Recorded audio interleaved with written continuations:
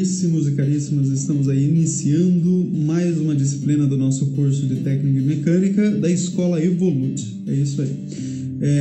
Essa é a primeira aula então do curso, onde estaremos aí fazendo uma breve apresentação do que estaremos tratando, de como será essa disciplina. Estaremos também tratando aí já um dos primeiros processos de fabricação, um processo muito comum de torneamento, ok? Seguindo então aí com a nossa aula, essa disciplina, portanto, é uma das disciplinas mais importantes do curso de Técnica e Mecânica, ok? Por isso ela é uma disciplina composta por 80 horas aula. Isso significa que serão 2 aulas semanais aí durante essas 10 semanas que estaremos tratando o curso.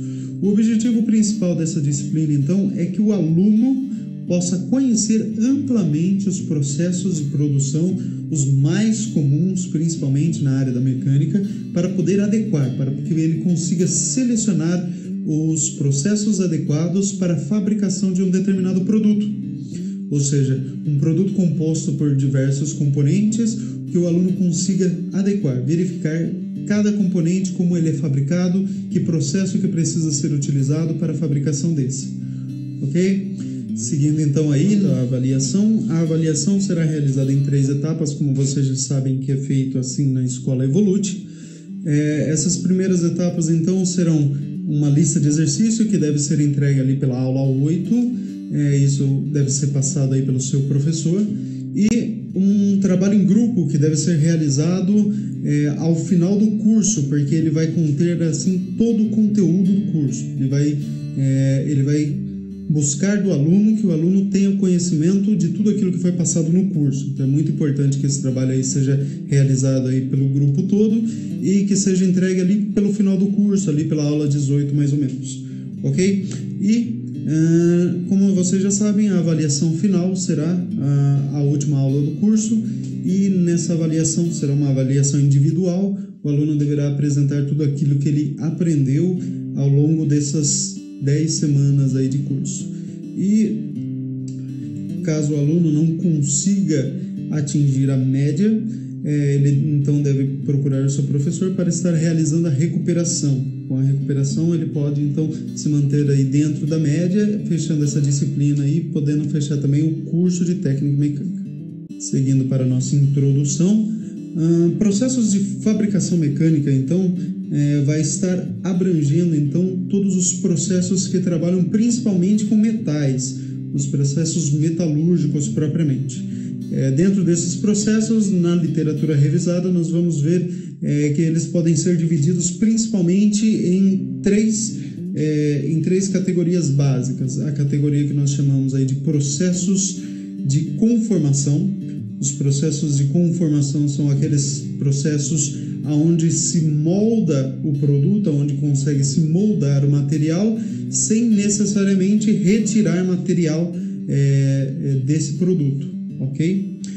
Então, dentro dos processos de conformação, nós vamos ver principalmente os processos que são os líquidos, os processos a quente e os processos a frio. Todos esses processos fazem parte dos processos de conformação.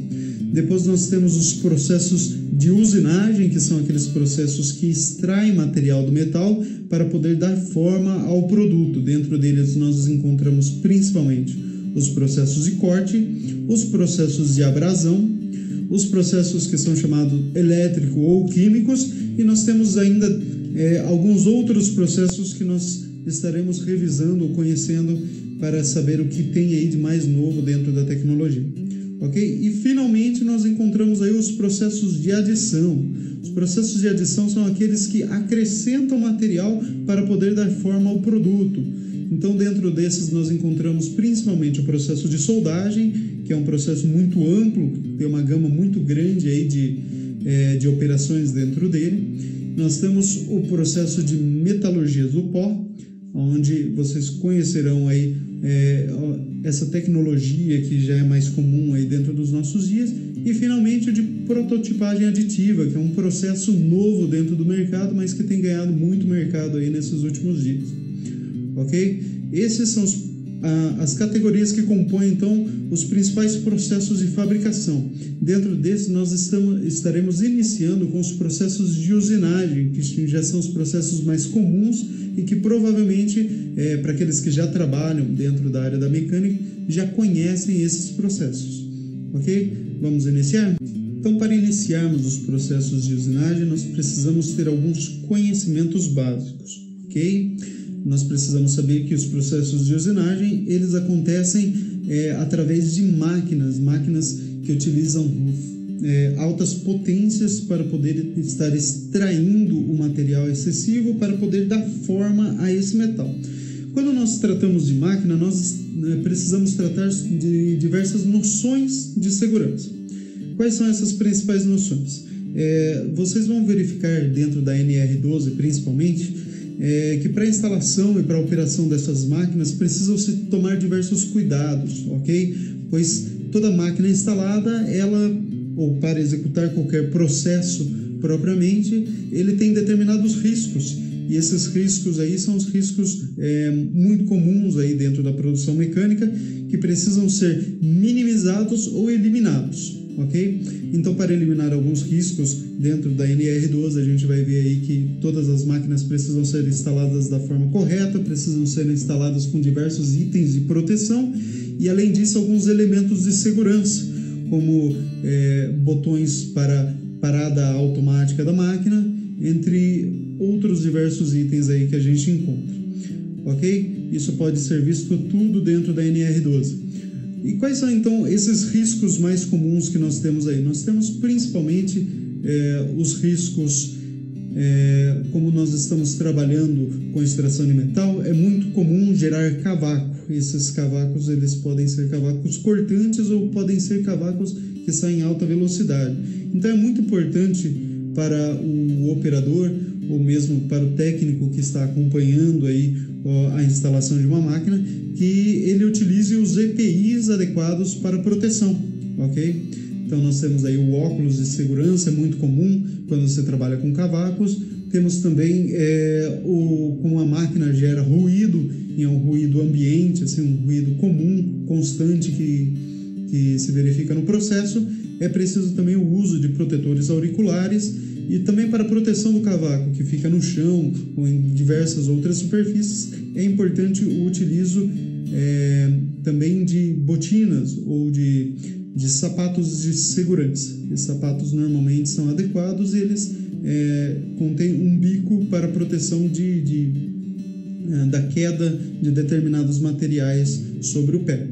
Okay? Então é muito importante a utilização dos EPIs. É muito importante manter a segurança em primeiro lugar antes de iniciar o trabalho. Ok? Outros cuidados adicionais que todo técnico precisa ter é que o técnico ele precisa ter uma noção de que ele, como técnico, ele é uma liderança para os operadores. Ele deve ser um exemplo, então, para os operadores, um exemplo de segurança. Ele precisa ter esses diversos cuidados e ter outras noções de cuidado ao qual ele deve tomar, ao qual ele já viu, inclusive, no curso de segurança do trabalho. Ok? Seguindo, então, com o nosso curso de usinagem, eu não vou estar passando aqui brevemente sobre as noções de história de processos de fabricação, mas nós precisamos conhecer um pouquinho dessa história aí. Então eu vou estar deixando aqui um link para vocês, ao qual vocês poderão assistir aí sobre toda a história dos processos de fabricação.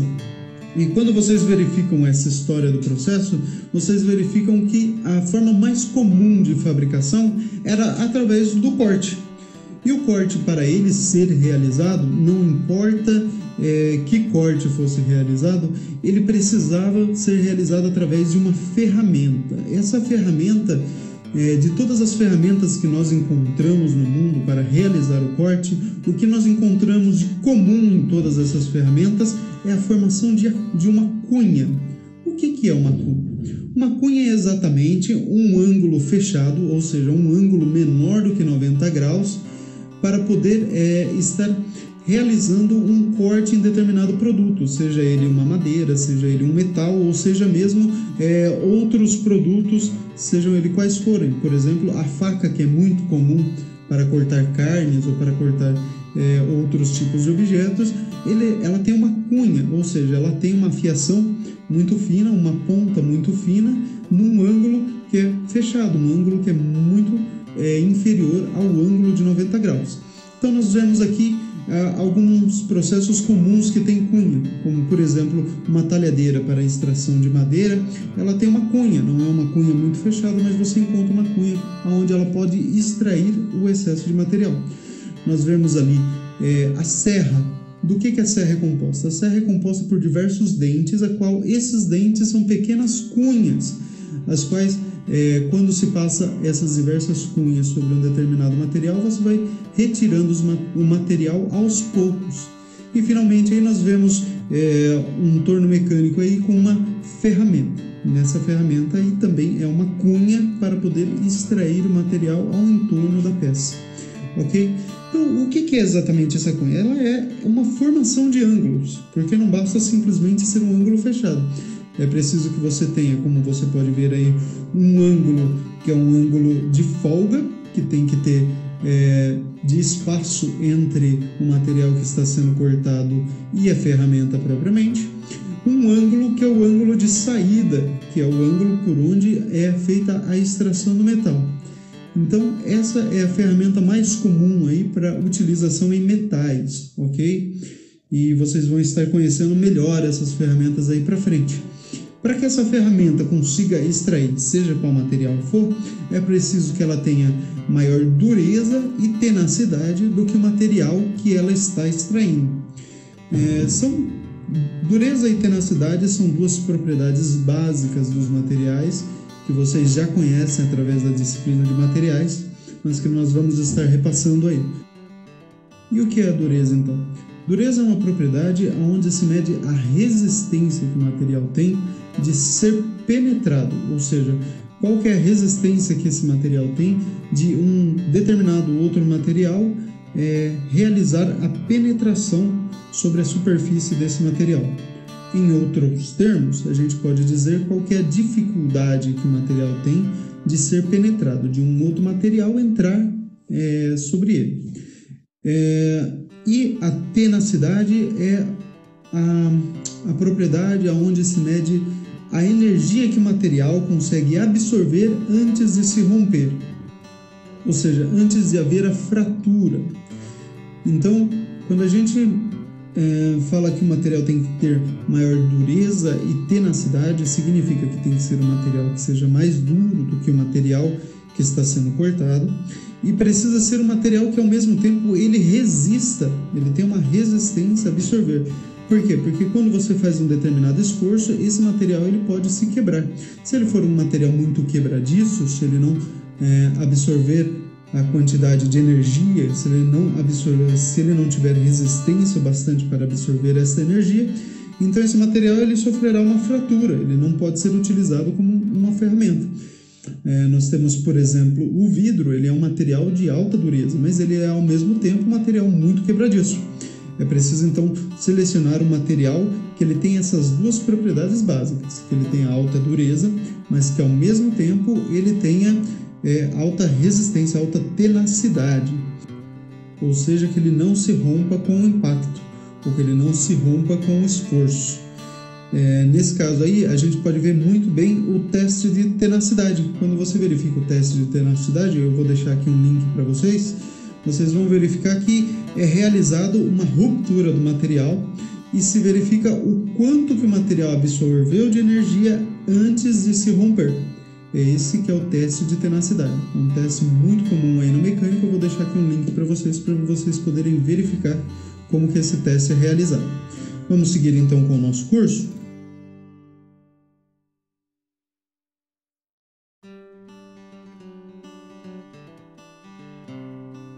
Nós iniciamos falando sobre o corte, por quê? Porque o corte é o processo mais comum que acontece durante o torneamento. Quando você está torneando principalmente metais, você está cortando o metal, você está extraindo.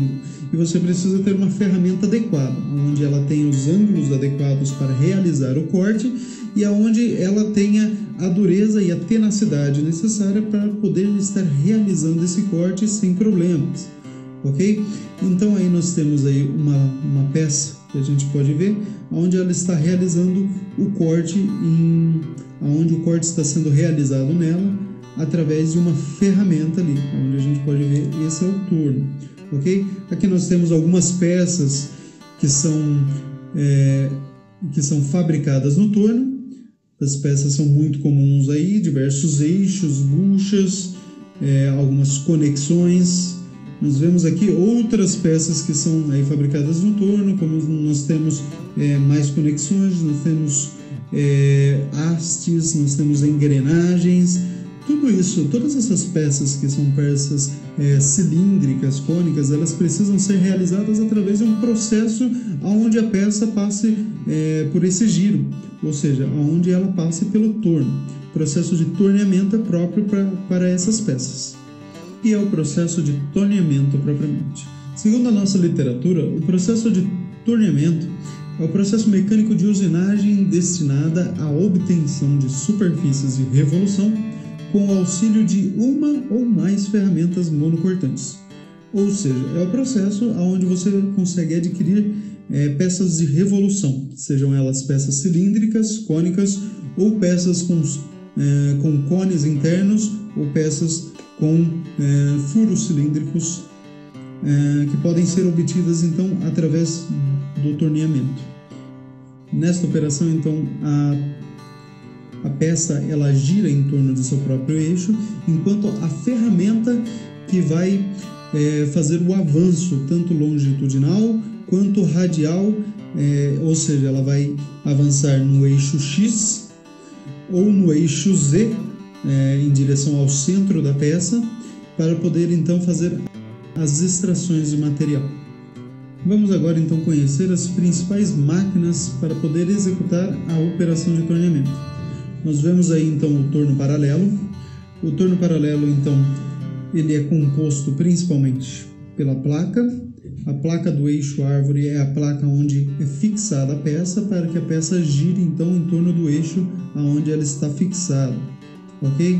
Nós temos aí também o carro principal. O carro principal ele faz o deslocamento longitudinal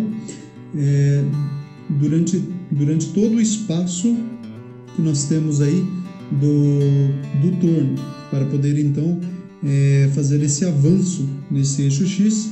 E é pelo carro longitudinal também que acontecem os avanços automáticos, ou seja, você tem ali ligado nesse mesmo carro o fuso e o varão, que eles fazem com que o avanço aconteça de forma automática, numa velocidade escolhida pelo operador. Então, essas velocidades elas podem ser selecionadas ali através do cabeçote principal, onde nós temos diversos seletores de velocidade, ok? Tanto de RPM para a placa, quanto de avanço do carro principal. Esse carro, então, ele se desloca de forma longitudinal sobre o barramento, que é esse barramento aí principal do torno. Então, nós temos também o carro transversal. O carro transversal, então, ele faz esse avanço transversal, feito normalmente de forma automática, onde o operador ele vai poder controlar esse avanço aí, o quanto que o carro pode estar avançando. Em alguns tornos nós encontramos até esse carro transversal fazendo avanço de forma automática. Seguindo, nós temos o carro superior. Através do carro superior, o operador pode fazer uma usinagem manual, ou mesmo ele pode fazer a inclinação desse carro para realizar uma usinagem cônica na peça. Esse carro ele é utilizado em diversos conceitos, nós vamos ver um pouquinho mais à frente aí. E finalmente nós temos a torre de ferramentas, onde são fixadas as ferramentas para a operação, ou seja, para o corte nas peças propriamente, ok? Quando nós vamos realizar determinada operação, o que a gente precisa ter em conta para poder selecionar o torno correto para realizar essa operação? Nós precisamos verificar então qual a peça que vai ser usinada. Se essa peça ela tem, se as medidas dessa peça ela se adequam às medidas do torno, ou seja, se o torno tem as medidas necessárias para poder estar fabricando essa peça, para poder estar usinando. Então nós verificamos principalmente as medidas aí que nós temos a medida livre do barramento, que é a medida que parte então da placa até o mangote. Ok? Se a peça for muito comprida e não puder entrar no eixo árvore, então ela não pode ser realizada ali naquele torno, precisa de um torno maior. E nós temos também a medida que é a medida do diâmetro sobre a mesa. O que a gente quer dizer sobre isso? Que é exatamente a medida que partindo do carrinho principal ali, a medida que vai daquele ponto até o centro da placa. Se a gente multiplica essa medida por 2, a gente tem até o diâmetro que pode ser usinado naquele torno, ok? Isso considerando que o carrinho passe por debaixo da peça. Mas nós podemos também considerar a medida de diâmetro sobre o barramento, que é a medida que vai do barramento até o centro da placa. Esse vai ser o raio da peça, então multiplicando por 2 a gente vai ter qual o diâmetro útil, aí a gente consegue estar usinando nesse torno. E finalmente nós temos a medida da cava, porque o torno também tem aquela parte ali próximo da placa que é mais baixa, é a medida da cava. Você pode extrair, normalmente tem uma parte de barramento onde pode ser retirado para fabricar peças de diâmetros maiores, normalmente peças curtas, tipo pratos, rodas, pequenas peças que elas são curtas, mas elas têm diâmetro um pouco maior. Então você tem aí um diâmetro maior, que é o diâmetro sobre a cava. Retirando a cava, então você tem uma medida ali que vai do final da cava até o centro da placa, para poder ter aí, multiplicando por 2, ter aí o diâmetro total que esse torno consegue fabricar em medidas curtas, ok? Continuando então com os tipos de tornos que a gente conhece aí para a produção, nós temos o torno revólver. O que é um torno revólver? É um torno preparado para fabricar peças de forma muito rápida. Você consegue preparar esse torno aí para ele estar executando operações de forma rápida. Ou seja, a torre dele é preparada para fazer a troca de ferramenta de forma rápida. Ao mesmo tempo, o carrinho dele ele tem essa alavanca maior para poder se adequar rapidamente à posição de usinagem. Então, para peças rápidas é adequado o torno revólver, ok? Fora isso, nós temos o torno automático. O que seria o torno automático? Ele seria um torno revólver já preparado com diversos utensílios para que aconteça de forma automática. Todos esses utensílios, todos esses equipamentos que tem nesse torno são equipamentos mecânicos, ok? Não é um torno com nenhum equipamento eletrônico propriamente. Ele executa então operações de forma mecânica, ele precisa ser preparado mecanicamente, ou seja, tudo precisa ser adequado na medida correta, da forma certa, os avanços precisam ser preparados de forma correta para que, entrando peças nele, ele pode entrar a peça também de forma automática, ele execute a operação, já retire a peça e continue com a execução da operação na próxima peça. Então ele é um torno preparado para fabricar peças rápidas. Ele não necessita de um operador estar constantemente ali. Ele precisa só de um operador que verifique se ele está executando de forma correta, mas uma vez preparado ele consegue executar várias vezes a mesma operação de forma rápida, de forma eficaz. Ok? Seguindo aí nós temos o torno frontal, que como a gente estava dizendo ali, para peças que são como pratos ou como rodas, você tem uma peça que ela é mais curta, onde você precisa fazer operações na face dela, é recomendado então o torno frontal, porque pelo torno frontal você consegue executar exatamente operações somente na face da peça, né? É mais própria exatamente para executar operações na face da peça. E são essas peças curtas com diâmetro muito grande, assim, com diâmetros maiores, que podem ser executados aí nesse torno frontal. Nós temos em seguida o torno copiador, que é um torno preparado para executar uma peça de forma automática, onde você prepara uma peça já usinada em um ponto e a operação que você quer, a peça onde você quer executar a operação no outro ponto, O que ele vai fazer é verificar, ele vai verificar qual que é o formato daquela peça para executar o mesmo formato na peça que está para ser usinada. Então, esse é o torno copiador. Ele copia exatamente uma peça na outra. Okay? Seguindo aí, nós temos o torno vertical. Para que é utilizado o torno vertical? Principalmente em peças onde a massa é muito alta, onde nós temos peças com grande peso, onde ela não seria suportado ser fabricado num torno vertical, num torno horizontal. Nós temos então o torno vertical, onde a peça pode ser adequada ali, onde o peso dela vai ser todo jogado para baixo e não vai causar problemas, onde você vai poder executar a operação. Finalmente, nós temos o torno CNC. O que é o torno CNC? É um torno preparado eletronicamente para estar realizando as peças de forma automática. Ou seja, você programa esse torno através de comando numérico e ele, obedecendo o seu programa, ele executa todas as operações em determinada peça. Ok? Então, ele é um torno que, por ser automático, ele tem uma torre já bem preparada para diversas ferramentas, onde a troca de ferramenta também acontece de forma automática, e ele consegue então ir executando, adequando o RPM de forma a executar as velocidades de corte corretas e executando todas as operações para finalizar aí as peças.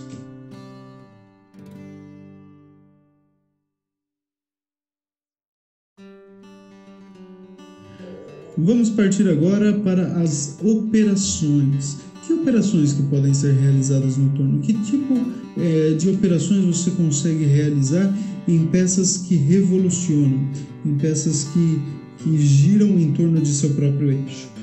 Olha, aqui nós temos alguns exemplos básicos de operações que podem ser realizadas. Você tem aí uma peça que ela é cilíndrica, que tem um cone nela. Você tem pequenos canais que são realizados. Você tem roscas, você tem torneamento interno que é realizado nas peças. Você tem diversas outras operações aí onde consegue se moldar a peça exatamente para executar o que for necessário daquela peça. Ok?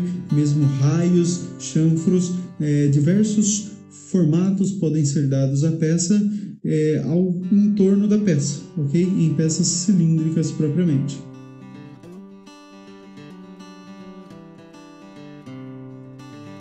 Então nós temos aí as principais operações que são realizadas. Nós temos a operação de faceamento.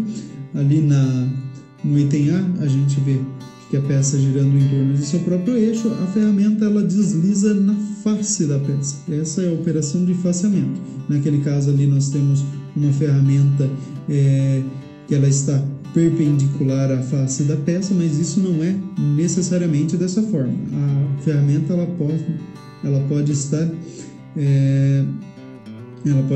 paralela à face e ainda assim conseguir executar o faceamento. Nós temos ali o sangramento, que seria a realização de um canal ou do corte da peça até o final, através de uma ferramenta monocortante, uma ferramenta com um único corte que consegue realizar isso daí. Nós temos também ali o torneamento externo, e nesse caso aí o torneamento externo está sendo realizado de forma paralela, né, mas ele pode ser realizado de forma cônica também. Nós temos o rosqueamento, que é a fabricação de filetes em uma peça, onde esses filetes acompanham um passo determinado.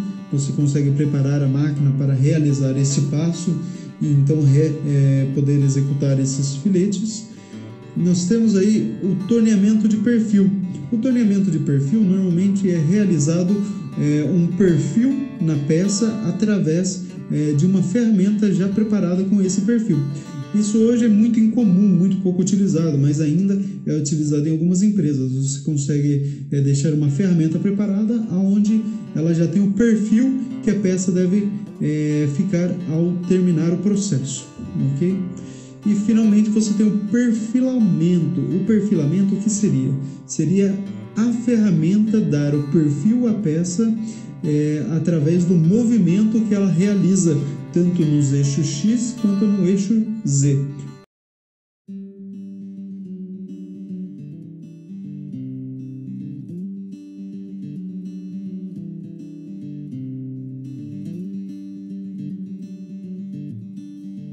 Vamos então retomando agora para falar sobre a execução. A execução do turno, então, ela deve ser realizada seguindo alguns procedimentos. Inicialmente, a fixação. A fixação ela pode ser realizada através de uma placa com castanhas e fechamento simultâneo.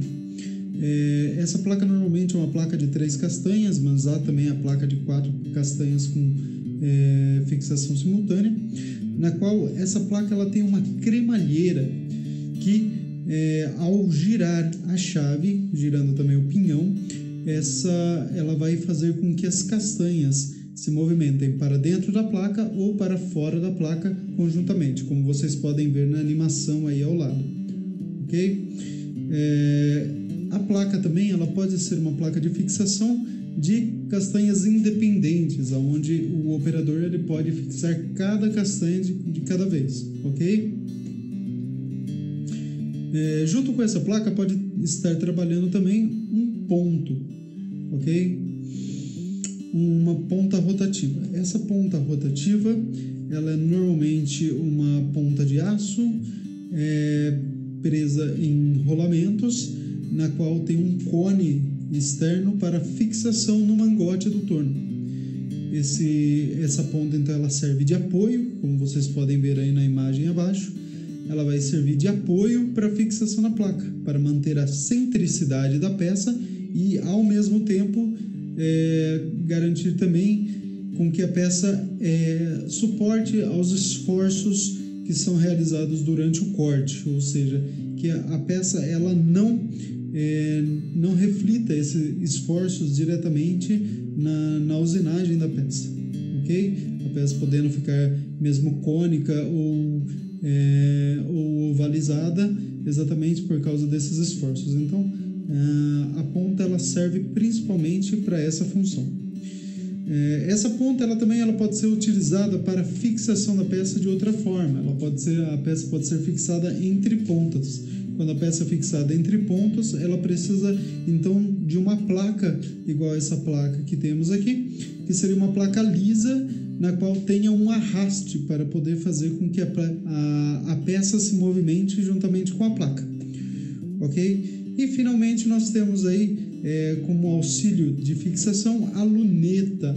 A luneta ela pode ser fixada então juntamente com a placa para manter também a centricidade da peça numa peça muito comprida, ou mesmo para realizar torneamento interno em algumas peças que têm realmente um comprimento mais elevado, ok?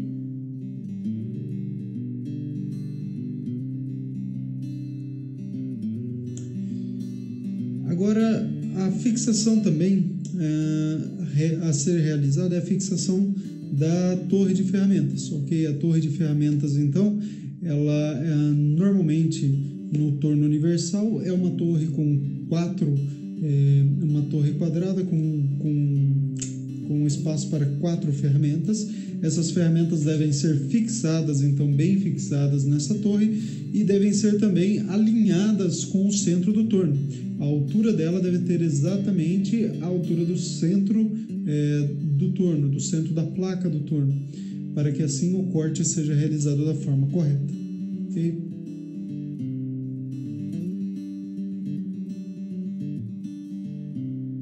Agora vamos ver como é executado as operações propriamente.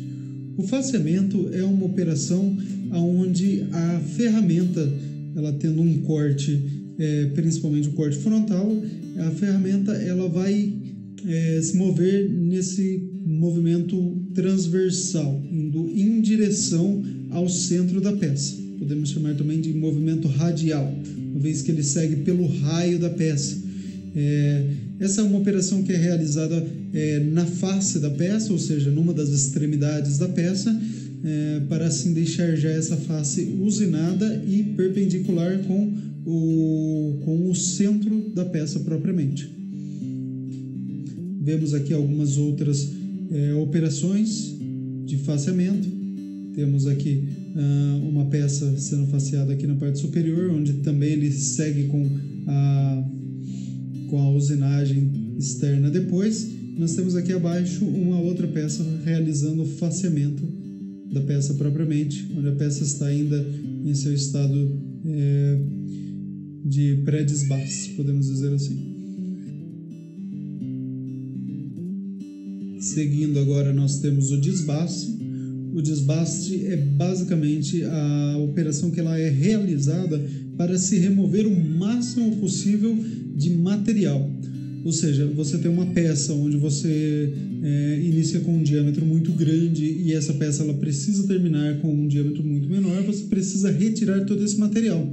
Para a peça ter o menor custo possível, esse material precisa ser retirado da forma mais rápida possível. Okay? Quanto menos tempo há de trabalho, menor será o custo da peça. Então é realizado desbastes. São normalmente ferramentas ferramentas que cortam melhor a peça, mas que não estão preocupadas em dar um acabamento propriamente. São ferramentas próprias simplesmente para realizar o corte, onde as velocidades de corte serão maiores, onde a extração de material será maior, como vocês podem ver aí na peça principal que está sendo mostrada, ou nas peças ao lado aí, está sendo realizado aí um inicial desbaste nessas peças aí.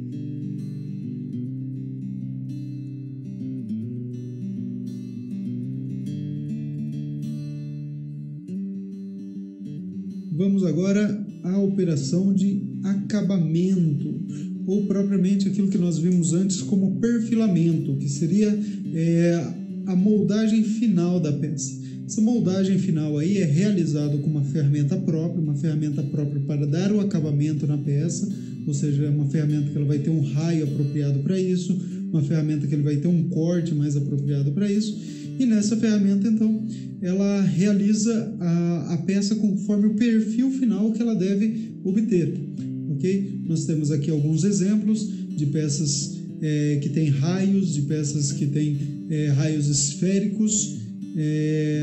Aqui na última peça existem 2 vídeos, inclusive, é um vídeo de desbaste inicialmente, e depois nós vemos aqui, logo após esse desbaste que está sendo realizado, aí o perfilamento da peça, o acabamento final que vem dando nela.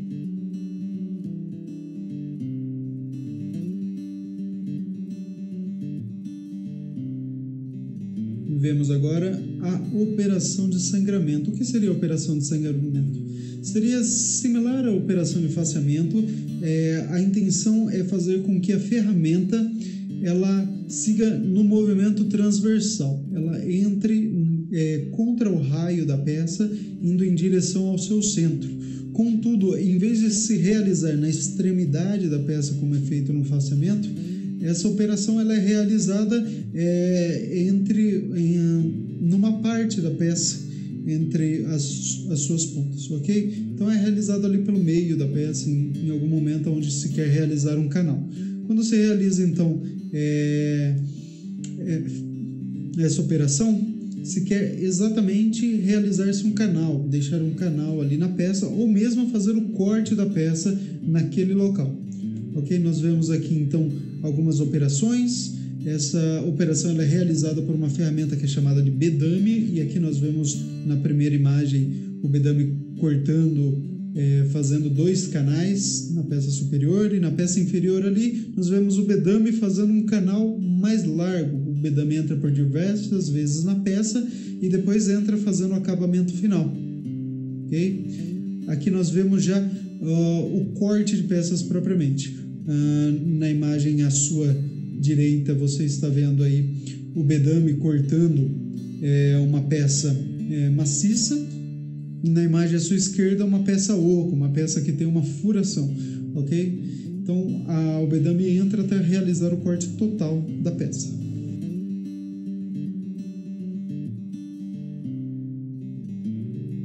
A operação de rosqueamento agora. Na operação de rosqueamento, então, como eu já disse, se procura obter filetes com um passo determinado aí entre eles, ok? E esses filetes podem se obter da seguinte forma: podem se obter filetes externos ou filetes internos, ok? Pode ser realizado tanto externamente quanto internamente. Aqui nós vemos nas peças sendo realizada essa operação de forma externa, né? Onde segue-se fazendo o corte do material para se obter esses filetes. Okay? De forma bem simples, todos conhecemos roscas, sabemos como elas trabalham, mas para se obter as roscas é necessário fazer esse trabalho aí. Há outra forma de se obter rosca que não seja por corte de material, mas isso trataremos em um outro momento. Aqui nós vemos várias ferramentas que existem para roscas, existem as mais variadas, tanto para roscas internas quanto externas, sabendo da dificuldade do local onde está a rosca propriamente, essas ferramentas são preparadas para isso.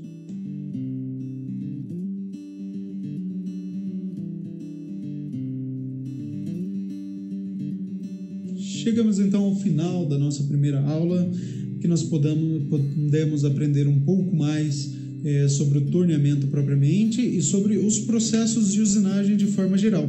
Nós vimos ali no começo da aula as diversas formas de usinagem, vimos que os processos de usinagem fazem parte de todos os processos de fabricação dentro da metalmecânica e que esses processos aí servem para realizar produtos, para poder obter produtos através deles. Eu deixei aí então para vocês o link de História de Processos de Fabricação. Deixo para vocês também o link do Telecurso 2000 de Tornearia, onde aprofunda mais sobre o tema de tornearia, entrando na prática propriamente do torno. É muito interessante esse vídeo aí. E deixo para vocês que na próxima aula nós ainda manteremos o tema de tornearia, mas nós estaremos tratando outros assuntos como os cálculos de RPM de avanço, trataremos também os cálculos de rugosidade, sobre as ideias de tolerância e os principais erros, as principais falhas que acontecem dentro do processo de tornearia, para você como técnico já poder se preparar e evitar essas falhas, essas práticas ruins. Ok? Então, até a próxima aula.